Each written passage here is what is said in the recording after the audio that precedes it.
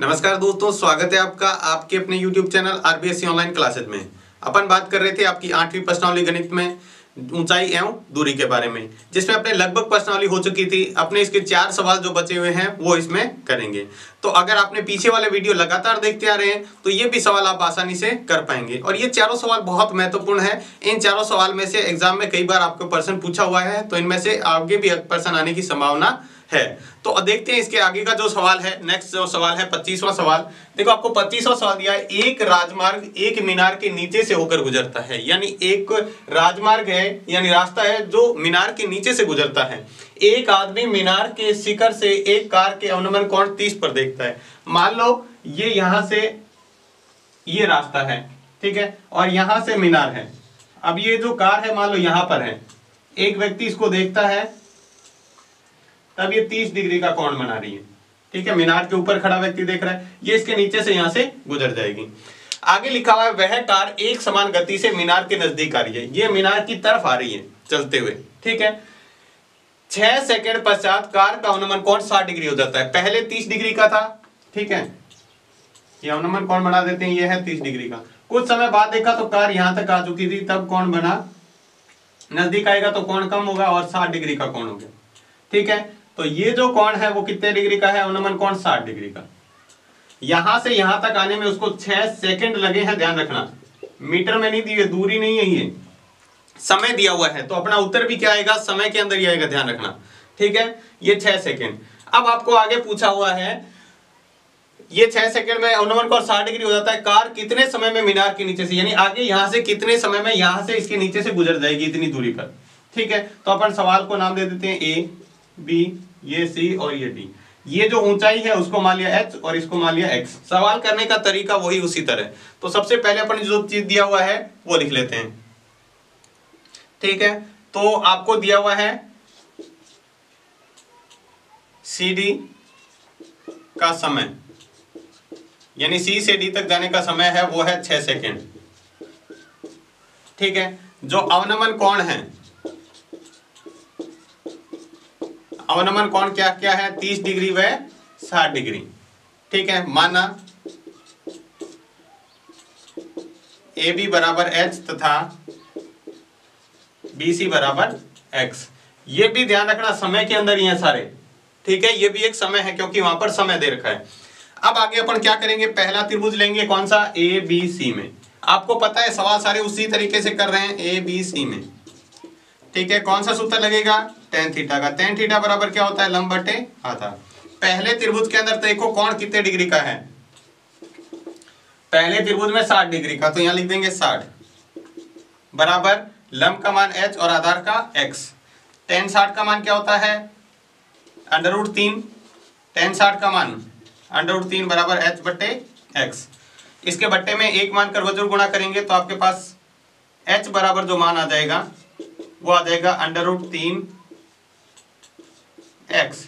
ये हो गया समीकरण 1। h का मान पहली समीकरण पहले त्रिभुज से निकाल ली। अब दूसरा त्रिभुज लेंगे पूरा ABD में, ABD में। इसमें पूरा आधार कहां से होगा? यहां से लेकर पूरा यहां तक। देखो x तो ये है और 6 ये है, दोनों जुड़ जाएंगे तो x प्लस 6। इसमें पर सूत्र लगाएंगे tan। यहां पर कोण कितना इसके अंदर? 30 डिग्री का। तो tan 30 बराबर क्या होगा? लंब यानी h, आधार क्या है? x प्लस 6, आधार होगा x प्लस 6। अब देखो सारणी से मान रखा 1 बटे √3 बराबर h बटे x प्लस 6। वज्र गुणा करा दो, इसको इससे गुणा कराएंगे तो √3h बराबर x प्लस 6। अब क्या करेंगे? समीकरण 1 से मान रखने पर, समीकरण 1 से मान रखने पर, समीकरण 1 से क्या मान रख सकते हैं? h की जगह देखो क्या रख सकते हैं? √3x। h की जगह रखेंगे √3x, तो यहां रख देते हैं। h की जगह देखो ये √3 पहले ऐसे का ऐसा पड़ा है, इस h की जगह रखना है √3h, तो यहां रखा √3x बराबर x प्लस 6। √3 को √3 से गुणा करेंगे तो 3x बराबर x प्लस 6। इसको इधर लाओ तो 3x माइनस x बराबर 6, तो 2x बराबर 3x में जाएगा, 2x बराबर 6। तो x बराबर क्या बचेगा? 6 बटे 2 बराबर 3। तो ये BC का मान आ गया, यानी BC अपने x माना था और इसका मान कितना आ गया? 3। तो लिखेंगे अतः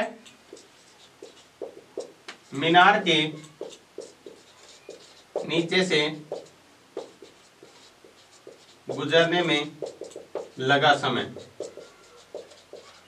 बराबर 3 सेकंड। कितना आएगा? 3 सेकंड। ये जो उत्तर आया वो सेकंड के अंदर है, ध्यान रखना, ये 3 सेकंड, क्योंकि अपने सारा समय में चल रहा है, यहाँ भी सेकंड में दिया तो उत्तर भी किस में आएगा? सेकंड के अंदर। बाकी सवाल का तो हमने वही तरीका लगाया, कहीं भी चेंज नहीं किया। देखो सारे सवाल उसी तरीके से कर रहे हैं तो इसको भी उसी तरीके से किया है।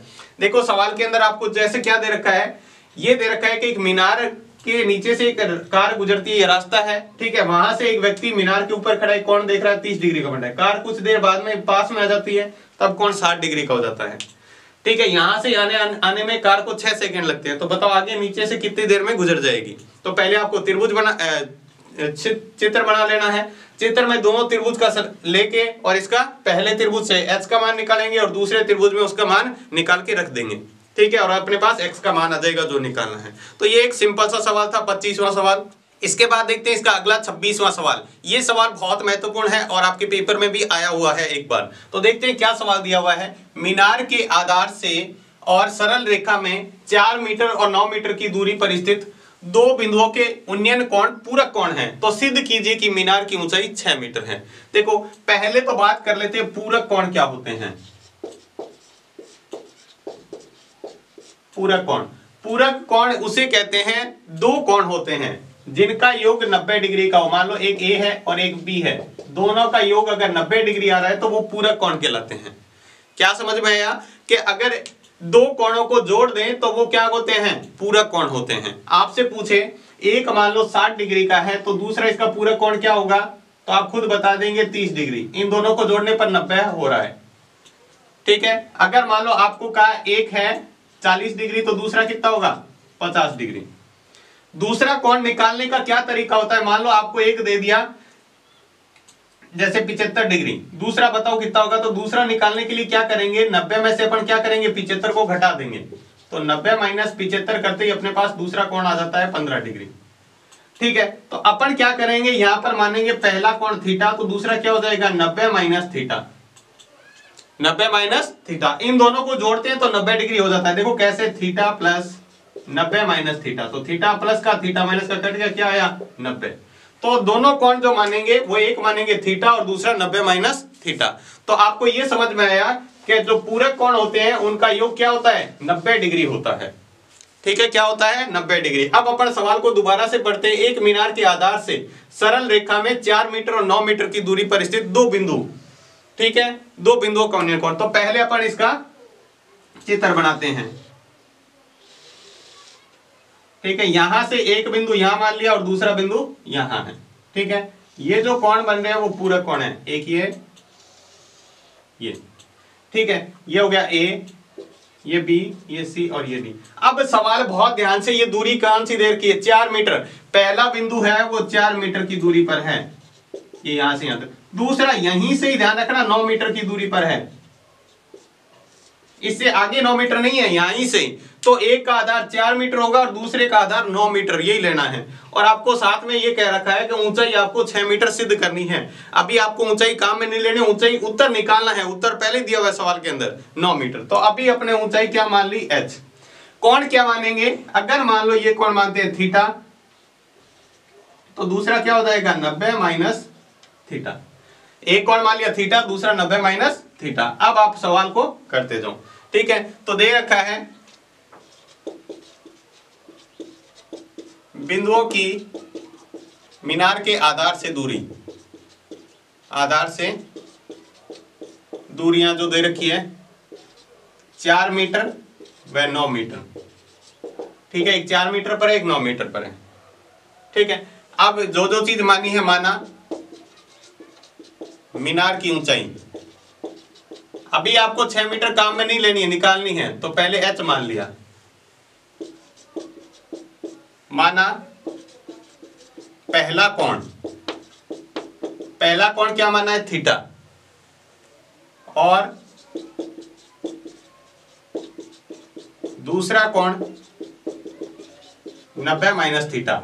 आप लिख सकते हैं दोनों कोण पूरक कोण है इसलिए ये माना है। अब अपने को सवाल तो उसी तरीके से करना है। मेन सबसे इंपॉर्टेंट बात थी आपको ये पता होना चाहिए पूरक कोण क्या होते हैं। तो पूरक कोण अगर एक थीटा मानते हैं दूसरा क्या होगा 90 माइनस थीटा ही मानेंगे, तभी इनका योग क्या आ जाएगा 90 आ जाएगा। ठीक है, अब अपन सवाल उसी तरीके से करेंगे। तो पहला त्रिभुज ले लेते हैं, त्रिभुज ABC में ये वाला त्रिभुज लेते हैं ABC। ठीक है, इसमें सूत्र लगाते हैं tan थीटा का। tan थीटा बराबर क्या होता है लंब बटे आधार। अभी अपने को कोण पता नहीं है तो थीटा की जगह थीटा ही मान रखा है। लंब का मान ऊंचाई कितनी है h और आधार कितना है, आधार पहले त्रिभुज का 4। ठीक है, ये इतना ही हल करके और इसको समीकरण 1 कह देंगे। आगे अपने पास इसका हल है नहीं।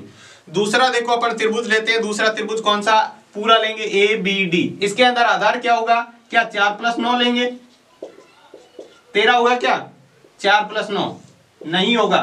पहले से यहां तक ही दे रखा है 9 मीटर, ये थोड़ी देर का है कि ये 9 मीटर इतना, ये 4 मीटर है तब तो जोड़ते हैं। इसने दे रखा है पूरा का पूरा यहां से 9 मीटर है B से लगाकर D तक, तो ये नहीं लेना है, ध्यान रखना गलत हो जाएगा। तो त्रिभुज लेते हैं ABD में, इसमें भी सूत्र लगाते हैं tan थीटा बराबर क्या होता है लंब बटे आधार। यहां पर कोण कितना है ध्यान रखो, कोण है 90 माइनस थीटा, तो tan 90 माइनस थीटा बराबर लंब का मान यानी ऊंचाई तो h है, आधार कितना है 9 मीटर, आधार कितना है 9 मीटर। अब यहां से एक इंपॉर्टेंट बात आपको ध्यान रखनी है, एक सूत्र ध्यान रखना है tan 90 माइनस थीटा। पहले ये आपके 7.2 प्रश्नावली थी, अब जो हटा दी, नहीं तो ये आपके सूत्र सारे आते हैं। tan 90 माइनस थीटा होता है cot थीटा। क्या होता है tan 90 माइनस थीटा की जगह आप क्या लिख सकते हैं cot थीटा भी लिख सकते हैं। तो मैं क्या कर रहा हूं, इस tan 90 माइनस थीटा की जगह मैंने लिख दिया cot थीटा और बराबर ऐसे कैसे पड़ा है h/9। अब आपको एक और सूत्र पता है, 7वीं प्रश्नावली में पढ़ा था, cot थीटा बराबर होता है 1/tan थीटा। क्या होता है 1/tan थीटा, तो मैंने यहां पर लिख दिया, यहां आप सवाल में लिख दें tan 90 माइनस थीटा बराबर cot थीटा के, हमने ये सूत्र यूज किया है। दूसरा देखो इसको क्या लिख सकते हैं 1/tan थीटा बराबर h/9, h/9। अगर दोनों तरफ संख्या को उलट देते हैं तो कोई फर्क नहीं पड़ता है, ध्यान रखना। दोनों संख्या को उलट देते हैं या वज्र गुणा करके जैसे भी करें, तो या अपन इसको ऐसे लिख सकते हैं tan थीटा 9/h, क्या हो जाएगा 9/h। इधर बट्टे में 1 है, लिखना कोई जरूरी नहीं है बट्टे में, दोनों तरफ देखो 1/tan थीटा था tan थीटा/1, यहाँ h/9 था 9/h कर दिया। ठीक है, संख्या दोनों तरफ उलटने से कोई फर्क नहीं पड़ता है। ठीक है, अब देखो क्या करते हैं, ये एक हटा के इसको देते हैं समीकरण 2। समीकरण 1 से tan थीटा की जगह क्या रख सकते हैं, समीकरण 1 से मान रखने पर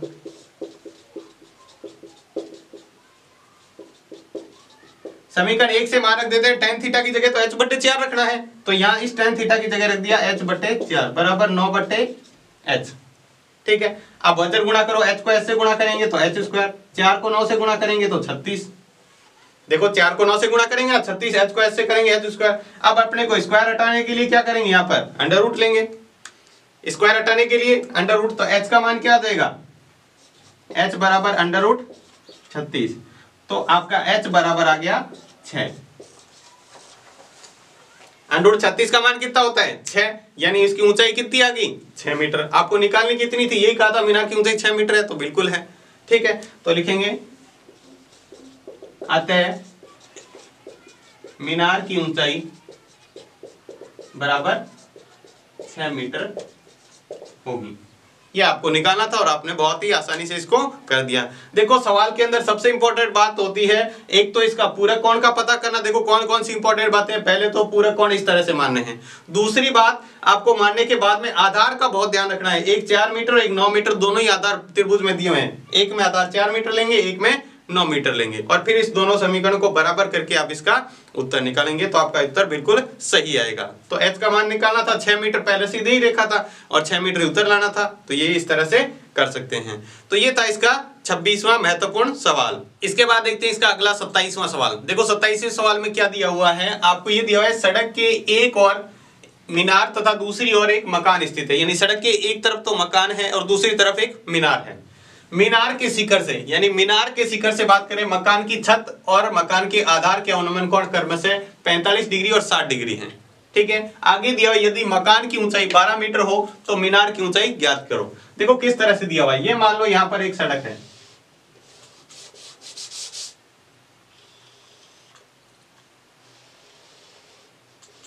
ये यहां पर है सड़क, ठीक है। आपको क्या दिया हुआ है, सड़क के एक तरफ क्या है, ये मकान है और दूसरी तरफ मीनार है, ठीक है। ये मीनार है, मकान से क्या होता है, ऊंचा होता है, इसलिए अपन मीनार को क्या बनाए, ऊंचा बनाए। और साथ में लिखा हुआ भी अवनमन कोण मतलब नीचे की तरफ। तो ये कह रहा है मीनार के शिखर से, ये मीनार के शिखर हो गया, इससे मकान की छत का, तो पहले मकान की छत कौन सी होगी, ये यहां से जो कोण बन रहा है, ये जो अवनमन कोण बन रहा है, अवनमन कोण कैसे दर्शाएंगे, इस तरह से।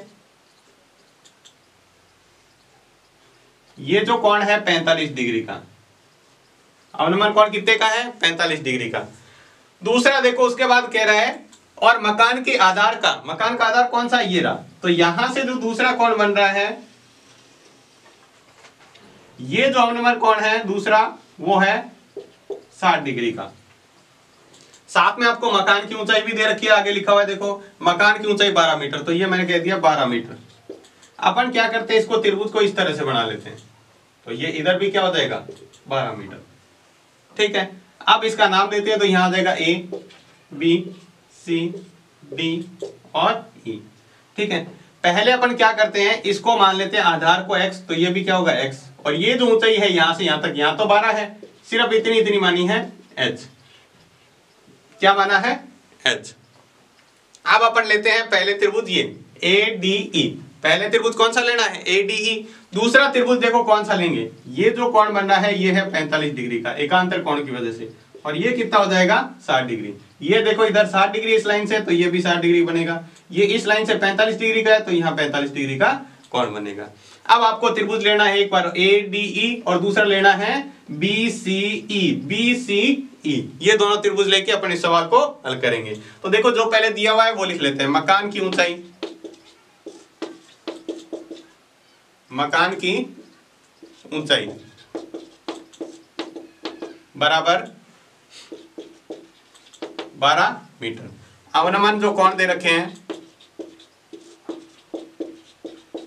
अवनमन कोण 45 व 60 डिग्री, माना कौन कौन सी भुजा, BC बराबर AD बराबर x तथा ED बराबर h। ये और ये तो क्या है, बराबर है, ठीक है। आमने सामने की भुजा क्या है, ये बराबर, ठीक है, और ये साथ में अपने h मान लिया। अब देखो अपन पहला त्रिभुज लेते हैं, कौन सा, ADE में। अब यहाँ पर त्रिभुज का ध्यान रखना है, पहला त्रिभुज ये ADE ये ले रहे हैं, देखो ये वाला त्रिभुज ADE, तो इसके अंदर अपने को tan थीटा का सूत्र लगाना है। tan थीटा बराबर क्या होता है, लंब बटे आधार। तो कोण कितना हो गया, यहाँ पर पहले में 45 डिग्री का कोण है, लंब का मान कितना है, h माना है, और आधार क्या है x। tan 45 का मान होता है 1, तो अपने पास क्या आ गया, x बराबर h। पहली जो समीकरण आई है x बराबर क्या लग सकते हैं, h। दूसरा देखो त्रिभुज जो लेना है, अब त्रिभुज देखो ध्यान से, कौन सा लेंगे, BCE, पूरा लेंगे BCE। ये देखो यहाँ पर 90 डिग्री कोण, इसमें ये 90 डिग्री कोण बन रहा था, तो त्रिभुज लिया है BCE में। सूत्र लगाएंगे tan थीटा का, यहाँ पर कोण कितना है 60 डिग्री का, इसमें कोण कितना बन रहा है 60 डिग्री का। सूत्र लगाएंगे लंब बटे आधार। अब देखो लंब क्या होगा, लंब यहां से यहां तक की ऊंचाई है, टोटल यहां से यहां तक की ऊंचाई, ये इतनी h है और प्लस 12 है, तो h प्लस 12 होगा, ध्यान रखना। तो यहाँ पर हम लिखेंगे h प्लस 12 बटे आधार क्या है, आधार x है, x रख दिया। अब सारणी से देखा tan 60 का मान तो होता है √3 h प्लस 12 बटे x, वजन गुणा कर लेते हैं, √3 x बराबर h प्लस 12। अब समीकरण 1 से मान रख दो, 1 से मान रखने पर समीकरण 1 से क्या रख सकते हैं, x की जगह भी h रख सकते हैं, क्योंकि x और h क्या है बराबर, तो यहां हो जाएगा √3 h बराबर h प्लस 12। अब इस h को इधर ले आओ, तो ये कुछ इस तरह से हो जाएगा √3 h माइनस h, ये देखो h इधर आएगा तो माइनस का, बराबर क्या बचा हुआ है 12। बराबर क्या बचा हुआ है 12। अब अपन क्या करते हैं, इसको h को कॉमन ले लेते हैं। h कॉमन लेंगे तो यहाँ क्या बचेगा, √3 माइनस 1 बराबर 12। अब आपको यहाँ पर √3 का मान रख के और इसका उत्तर निकालना है। ठीक है, √3 का मान रख के इसका उत्तर निकालेंगे तो देखो √3 का मान क्या होता है 1.732 माइनस 1 बराबर 12। अब ये 1.732 इसमें से घटाएंगे तो क्या आएगा 0.732 बराबर 12। अपने को तो h का मान निकालना है तो 12 बटे 0.732। अब ये पॉइंट हटाएंगे तो इसके आगे 3 जीरो आ जाएंगे। अब 12,000 में आपको 732 का भाग देना है। अगर 12,000 में 732 का भाग देंगे, आप चाहें तो यहाँ परमेयकरण करके भी कर सकते थे, लेकिन अपन सीधा ही कर लेते हैं, इसको सीधा भाग देंगे तो अपने पास उत्तर आ जाएगा। तो 12,000 में 732 का भाग देने पर कितना आता है, तो देखो इसके अंदर जो भाग करेंगे तो अपने पास आएगा 16.393। ये आ गया अपने पास ऊंचाई मीटर में। ये कौन सी ऊंचाई है, ये ऊंचाई। अब आपको सवाल में पूछा क्या है, सवाल में ये थोड़ी पूछा है, सवाल में तो पूछा है मीनार की ऊंचाई पूछो। तो मीनार की ऊंचाई टोटल है ये, तो अपन मीनार की ऊंचाई कैसे निकालेंगे, तो यहां निकाल लेते हैं मीनार की ऊंचाई। मीनार की ऊंचाई निकालेंगे, ये आ जाएगा 12 प्लस 16.393। तो 12 और 16 जोड़ेंगे तो 28.393 मीटर, ये आ जाएगा। ठीक है, 28.393 मीटर। देखो कैसे निकाला, दोबारा से देखते हैं। अगर आपको ये चित्र अच्छी तरह से बना लिया आपने तो फिर सवाल में कोई दिक्कत नहीं होगी। पहले त्रिभुज लेंगे ये AED या ADE, फिर दूसरा त्रिभुज लेंगे EBC। ठीक है, पहले से अपने x का मान निकाला है, फिर दूसरे से उसके अंदर x का मान लिखे, और फिर देखो सवाल तो वैसे देखा जाए तो यहां पर भी हल हो गया था, लेकिन क्या अपने को h का मान निकालना है, रूट का इसने कहा है √3 की जगह 1.732 रख के हल करना है, तो फिर अपने ये हल करने के लिए निकाला है। फिर अपने h का मान निकालने के लिए क्या है, h में क्या है, जितना भी h का मान आएगा वो 12 के अंदर जोड़ के निकालना है, क्योंकि अपने h तो इतना सा है और मीनार यहां से यहां तक ऊंचाई है, ध्यान रखना। तो 12 ये नीचे वाली ऊंचाई है ना, ये और जोड़नी है, तो ये जोड़ेंगे तो अपने पास इसका उत्तर आ जाएगा। तो ये था आपका 27वां महत्वपूर्ण सवाल। इसके बाद देखते हैं इसका अगला 28वां अंतिम सवाल। देखो क्या दिया हुआ है सवाल के अंदर, यदि सूर्य का उन्नयन कोण 30 डिग्री से 60 डिग्री में परिवर्तित हो जाता है, ठीक है, तो इन दोनों उन्नयन कोणों पर 15 मीटर ऊंचे खंबे की छाया की लंबाई में अंतर ज्ञात कीजिए। यानी आपको ये कहा हुआ है तो सूर्य का कोण कितने से 30 से 60 डिग्री हो जाता है। यानी मान लो ये खंबा है, ठीक है, पहले इसकी छाया यहां तक थी, तब इसका कोण बन रहा था 30 डिग्री। ठीक है, अब क्या हुआ, कोण यहां पर कम हो गया, 60 डिग्री हो गया यहां तक। ठीक है, ये कितने डिग्री का हो गया, 60 डिग्री का। खंबे की ऊंचाई आपको दे रखी है 15 मीटर। आपको बताना है इसकी छाया की लंबाई में कितना अंतर आया। ये मान लिया x और ये मान लिया y, इसको नाम दे देते हैं A, B, C और D। आपको इस y का मान निकालना है। किसका मान निकालना है, छाया में इतना ही अंतर है। देखो पहले छाया यहां तक थी, अब यहां तक हो रही है, तो इतनी छोटी छाया होगी, अंतर इतना आया है। ठीक है, तो अपन निकालते हैं इसको। सवाल को किसी तरीके से करेंगे, सवाल देखो वही तरीका है, पहले त्रिभुज लेंगे ABC और फिर त्रिभुज लेंगे ABD। तो पहले दिया हुआ है वो लिख लेते हैं, खंबे की ऊंचाई बराबर 15 मीटर, उन्नयन जो कोण है वो कितने डिग्री का है, 30 डिग्री व 60 डिग्री। ठीक है, माना BC बराबर x तथा CD बराबर y। अब पहले त्रिभुज लेते हैं ABC में, त्रिभुज ABC में, ABC में कौन सा सूत्र लगेगा, tan थीटा का। tan थीटा बराबर क्या होता है, लंब बटे आधार। कोई मान रखते हैं पहले त्रिभुज के अंदर, पहले त्रिभुज में कोण कितना का है, 60 डिग्री का। ठीक है, और इसका लंब कितना है, ये लंब दिया हुआ है 15 बटे आधार कितना है, ये आधार x। अब सारणी से मान रखा tan 60 का मान होता है √3, 15 बटे x, वजर गुणा करते हैं तो √3x बराबर क्या आ गया, 15। √3x बराबर 15। अब अपने को तो x का मान निकालना है, तो 15 बटे √3। ये 15 देखो 3 से कट रहा है, तो अपन थोड़ा सा इसको हल कर देते हैं। x बराबर 15 बटे √3 आ रहा है, √3 हटाने के लिए क्या करेंगे, √3 के ऊपर नीचे गुणा कर दो, इससे क्या हो जाएगा, ये 15 √3 बटे 3, √3 को √3 से गुणा करेंगे 3 आ गया, ये इससे कट जाएगा कितनी बार, 5 बार, तो उत्तर आ गया 5√3। ये किसका मान है? x का। ये होगी समीकरण 1। अब दूसरा त्रिभुज लेते हैं, कौन सा? त्रिभुज ABD में, त्रिभुज ABD में। इसमें भी सूत्र वही लगेंगे tan थीटा का। इसमें कोण कितना है? 30 डिग्री। ये 30 डिग्री। लंब बटे आधार, लंब का मान तो वही है 15, आधार का मान कितना होगा? यहां से यहां तक, तो यहां से यहां तक क्या हो जाएगा? x प्लस वाई, क्योंकि ये x और ये y दोनों ऐड होंगे, तो यहां लिख देंगे x प्लस वाई। अब अपन सारणी से देखते हैं मान। tan 30 का मान √1/√3 बटे 15/x प्लस वाई। वजन गुणा करते हैं, x प्लस वाई को 1 से गुणा करेंगे तो x प्लस वाई रहेगा, बराबर आ जाएगा 15√3। 15 को √3 से गुणा करेंगे। यहां से समीकरण 1 से मान रख देते हैं। 1 से मान रखने पर, समीकरण 1 से मान रखेंगे तो देखो 1 से x बराबर कितना रख सकते हैं? 5√3 x की जगह, तो ये लिखा 5√3 प्लस y बराबर 15√3।